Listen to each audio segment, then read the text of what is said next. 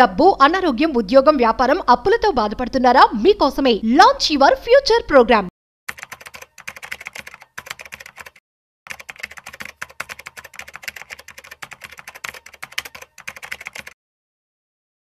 Hi hello నమస్తే welcome to business bus with Raju Pasupuleti on Suman TV.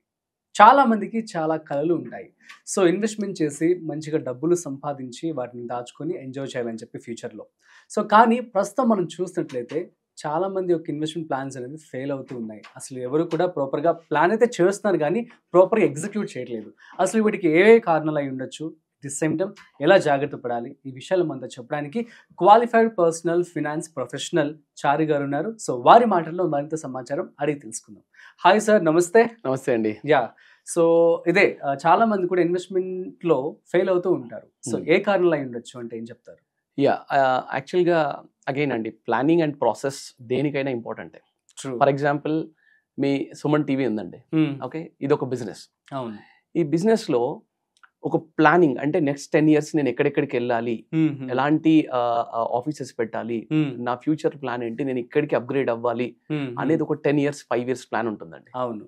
తర్వాత process అంటే ఏ employee ఏ టైంకి వస్తున్నాడు, ఏ ఎంప్లాయీ ఏ టైంకి సైన్ అవుట్ చేస్తున్నాడు, ఎవరైనా రిజైన్ చేస్తే ఎవరు న్యూ రావాలి, ఎవరు వెళ్ళిపోవాలి, ఎలా ఉండాలి అనేది కంప్లీట్ ప్రాసెస్ క్రియేట్ అయి ఉందండి. కంప్లీట్ గా గ్రౌండ్ లెవెల్ నుంచి హై ఎండ్ వరకు, కంప్లీట్ గా మేనేజర్ లెవెల్ వరకు.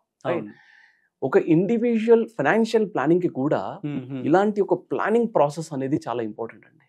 అసలు కరెక్ట్ గా చెప్పాలి అంటే ఫెయిల్ అవ్వడానికి మెయిన్ రీజనే అది. అంటే మీరు 100 మందిని అడగండి, మీ నెక్స్ట్ 10 years మీరు ఏమేం చేయాలనుకుంటున్నారని అడగండి, ఎంత మంది దగ్గర ప్లాన్ రెడీ ఉంటుందండి? Most of the people no అనే చెప్తారు. 90-95% of the people long term అసలు ఆలోచించట్లేదు. దీనికి ప్రాసెస్ కి స్ట్రాటజీ ఏంటంటే first dream it, plan it, implement it and achieve it అండి. అమేజింగ్. అంటే ఈ ప్రాసెస్ కనుక మరి వాళ్ళు ఇంప్లిమెంట్ చేయగలిగితే 200% సక్సెస్ అయితే ఎక్కడికి వెళ్ళదండి డెఫినెట్ గా. వాళ్ళు మేబీ వాళ్ళు డ్రీమ్ చేసింది 100 అయితే కొన్నిసార్లు 150కి కూడా వెళ్ళే ఛాన్స్ ఉంటుంది, లేదా 90లోనే ఆగే ఛాన్స్ ఉంటుంది. బట్ అచీవ్ అవ్వడం మాత్రం పక్కా అండి, గ్యారెంటీ. డ్రీమ్స్ అంటే ఫర్ ఎగ్జాంపుల్ ఫైనాన్షియల్ డ్రీమ్స్ ఎవరెవరికి ఎలా ఉంటాయంటే, ఒకరికి నేను ఫార్మ్ ల్యాండ్ తీసుకొని ఫార్మింగ్ చేయాలండి ఊర్లో అనేది ఒక డ్రీమ్ ఉంటుందండి. ఇంకొకరికి నేను వరల్డ్ మొత్తం బిజినెస్ చేయాలంటుంది, నేను వరల్డ్ మొత్తం తిరగాలి, ట్రావెల్ అనేది ఒక డ్రీమ్ ఉంటుంది.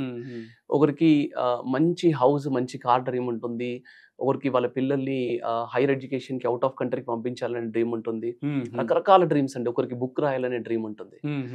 అయితే డ్రీమ్స్ అన్ని అచీవ్ అవ్వకపోవడానికి మెయిన్ రీజన్ ఏంటంటే వాళ్ళు డ్రీమ్స్ దగ్గర ఆగిపోతున్నారండి. అంటే డ్రీమ్స్ లాగా మిగిలిచేస్తున్నారు.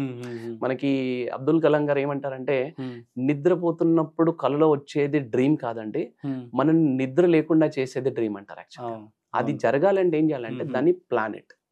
Okay, first of all on paper పెట్టాలండి. మనకి మైండ్ లో ఉండడం కాదు, అది ఫస్ట్ ఆన్ పేపర్ పెట్టాలి. మనం దాన్ని రెగ్యులర్ గా చూస్తున్నాం. సపోజ్ నాకు ఇవాళ ₹1,00,000 శాలరీ వస్తుంది, అవును, నేను ఒక 10 years వర్క్ చేస్తాను. ఆ తర్వాత నేను నా డ్రీమ్ ఏదో నాకు వర్క్ ఉంది, అది చేయాలి. ఇప్పుడు ఫర్ ఎగ్జాంపుల్ ఒక డాక్టర్ ఉన్నాడు అనుకోండి, ఒక హాస్పిటల్లో వర్క్ చేస్తున్నాడు అనుకోండి, ఆయనకున్న మొదటి డ్రీమ్ ఏంటంటే నేను ఒక హాస్పిటల్ పెట్టుకోవాలి, నేను ఒక ఇండివిజువల్ హాస్పిటల్ పెట్టుకోవాలి, మల్టీ స్పెషాలిటీ నా ఓన్ క్లినిక్ అనేది నేను సక్సెస్ఫుల్ గా రన్ చేసుకోవాలని ఒక డ్రీమ్ ఉంటుందండి. డెఫినెట్ గా నేను చాలా మంది డాక్టర్స్ ని టచ్ చేస్తాను, ఈ డ్రీమ్ చాలా మందికి ఉంటుంది.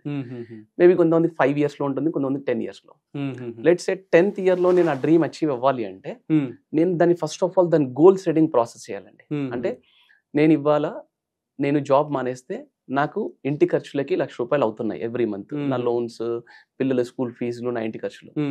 నేను ఇవాళ జాబ్ మానేస్తే ఈ ₹1,00,000కి ప్రాబ్లం అవుతుంది నాకు. ఈ ₹1,00,000 నాకు ఎవ్రీ మంత్ నేను జాబ్ చేయకుండా కూడా వస్తే ఆ రోజు నేను నా గోల్ మీద ఫోకస్ చేసుకోవచ్చు, నా డ్రీమ్ మీద ఫోకస్ చేసుకోవచ్చు.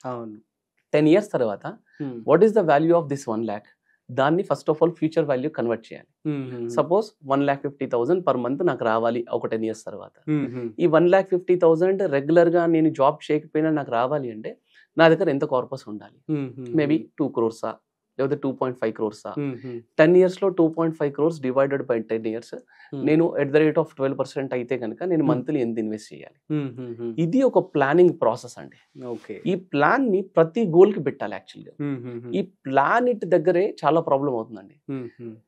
ఈ ప్లాన్ ఇట్ చేసిన తర్వాత ఇంప్లిమెంటేషన్ చేయాలి. ఈ ప్లాన్ చేసే దగ్గరే మన వాళ్ళ సిచ్యువేషన్ ఏమవుతుందంటే, ప్లాన్ చేయగానే నేను 100 rupees ఇన్వెస్ట్ చేయాలి, నా దగ్గర 10 rupees మిగులుతున్నాయి, ఎలా ఇది ప్లాన్ చేయడమే వేస్ట్ అని చెప్పి ఆ 10 rupees కూడా ఇన్వెస్ట్ చేయకుండా ఆపేస్తున్నారు. అవును, ఏదో సామెత ఉందని చూడండి, ఈ పిల్ల పుట్టక ముందుకే కుల్ల పుట్టినట్టు వాళ్ళ ఇన్వెస్ట్మెంట్ స్టార్ట్ చేయక ముందుకే నేను ఇది అచీవ్ అవ్వలేనేమో అనే ఆలోచనని వాళ్ళు ఊహ అనేది ఫస్ట్ ఇంప్లిమెంట్ చేస్తున్నారు. అది కాదు. సో ఇంప్లిమెంటేషన్ అనేది ఇంపార్టెంట్. నేను ఎంత స్టార్ట్ చేస్తున్నాను అనేది కాదు, నేను స్టార్ట్ చేశానా లేదా అనేది ఇంపార్టెంట్ అండి. ఓకే, సి 100 పుస్తకాలు చదివి ఏమీ ఇంప్లిమెంట్ చేయని వాడికన్నా ఒకే ఒక్క పుస్తకం చదివి ఇంప్లిమెంట్ చేసిన వాడే గొప్ప.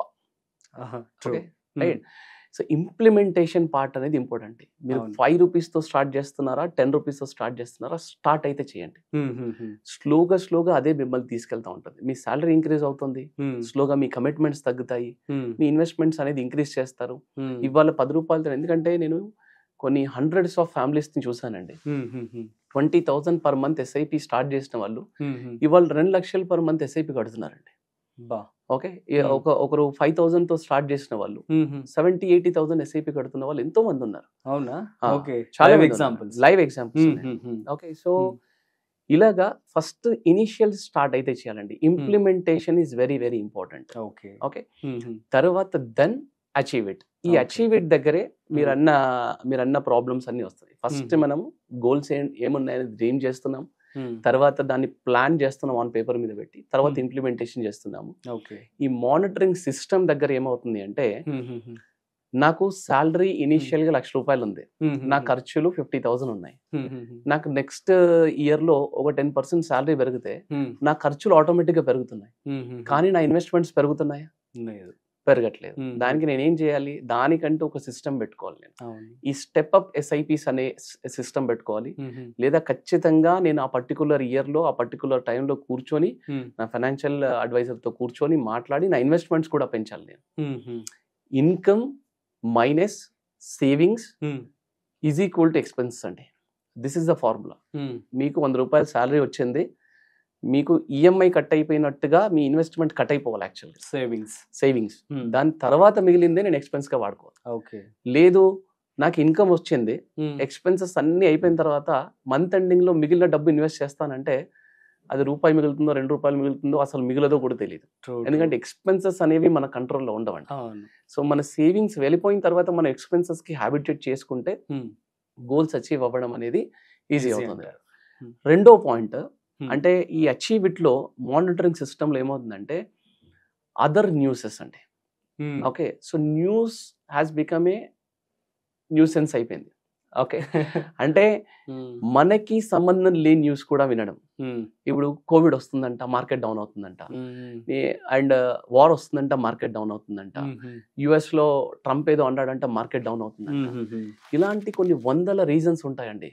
ఓకే, 90% ఆఫ్ ద పీపుల్ ఈ మార్కెట్ న్యూస్లను విని మా ఇన్వెస్ట్మెంట్ స్టాప్ చేసుకోవడము. అసలు సిస్టమాటిక్ ఇన్వెస్ట్మెంట్ ప్లాన్ ఎస్ఐపి అంటేనే ఈ మార్కెట్స్ డౌన్ అయినప్పుడు ఎక్కువ యూనిట్స్ వస్తూ ఉంటాయండి. అలాంటి టైంలో ఎస్ఐపి స్టాప్ చేయడం అనేది దానంత రాంగ్ థింగ్ అనేది ఇంకోటి లేదు. 100% ఆ డౌన్స్ ఉన్నప్పుడు మాత్రమే ఎస్ఐపిస్ ఎక్కువ కంటిన్యూ చేయాలి. లాస్ట్ 10 years లో ఎవరైతే ఆ డౌన్ ఫాల్స్ లో ఉన్నప్పుడు కోవిడ్ కరెక్షన్ వచ్చింది, ఒక 2 years మార్కెట్ కంటిన్యూస్ గా రిటర్న్స్ ఏమి ఇవ్వలేదు, ఈ కరెక్షన్స్ అన్నిటిని క్రాస్ చేసిన వాళ్ళకి ఎక్కువ నెంబర్ ఆఫ్ యూనిట్స్ వచ్చాయి, వీళ్ళే ఎక్కువ రిటర్న్స్ తీసుకున్నారు లాస్ట్ 10 years లో. ఓకే, ఇది ఒకటి వాళ్ళు పట్టించుకోకుండా ఇన్వెస్ట్ చేయాలి. ఓకే, మూడవది నేను చెప్పాను కదండి, ఇన్వెస్ట్మెంట్స్ ఇంక్రీజ్ చేసుకుంటూ వెళ్ళాలి. రైట్, ఈ స్టార్ట్ అనేది అయిన తర్వాత మేబీ 10 years లో అచీవ్ అవ్వాల్సింది 11 years లో అచీవ్ అవుతాం మేము. కొన్నిసార్లు 10 years లో అచీవ్ అవ్వాల్సింది 8 years లో 9 years లో కూడా అచీవ్ అయ్యే ఛాన్స్ ఉంటుంది. బట్ స్టార్ట్ చేసే వాళ్ళు ప్రతి ఒక్కరు కూడా లాస్ట్ 10 years లో ఏమి చేయని వాళ్ళకు కూడా ఈ వీడియో చాలా ఇంపార్టెంట్ అండి. అవును ఇప్పుడే జాబ్ స్టార్ట్ చేస్తున్న వాళ్ళకి కూడా ఇదే ఇంపార్టెంట్. అవును రాంగ్ డైరెక్షన్ లో వెళ్తున్న వాళ్ళకి కూడా ఈ వీడియో ఇంపార్టెంట్ అండి. సో వాళ్ళు ఈ స్ట్రాటజీని కనుక ఇంప్లిమెంట్ చేస్తే, అంటే నేను చెప్పిన ఈ స్ట్రాటజీ ఏదైతే ఉందో కొన్ని వందల ఫ్యామిలీస్ ఆల్రెడీ లాస్ట్ 10 years లో ఇంప్లిమెంట్ చేసి సక్సెస్ అయిన వాళ్ళ ఫార్ములానే నేను చెప్పాను ఇప్పుడు ఇక్కడ. Dream it, plan it, implement it and achieve it. Super. Yeah super అండి, thank you so much. So guys అర్థమైంది కదా మీ అందరికీ కూడాను, dream it, plan it, implement it, achieve it, that's it అనమాట. సో చక్కగా మీ యొక్క ఇన్వెస్ట్మెంట్స్ కూడా అదేవిధంగా డ్రీమ్ చేసుకొని చక్కగా ఎగ్జిక్యూట్ చేసుకోండి, so that you can achieve it అనమాట. సో మీ అందరికీ అర్థమైందే చెప్పి అనుకుంటున్నాను. మీకు కనుక ఇంకేమైనా డౌట్స్ ఉన్నట్లయితే ప్లీజ్ కామెంట్ చేయండి, మేము మీకు రిప్లై ఇస్తాము. And thanks for watching. మరొక ఇంట్రెస్టింగ్ కాంటెంట్తో మళ్ళీ కలుద్దాం. అంతవరకు చూస్తూనే ఉండండి సుమన్ టీవీ.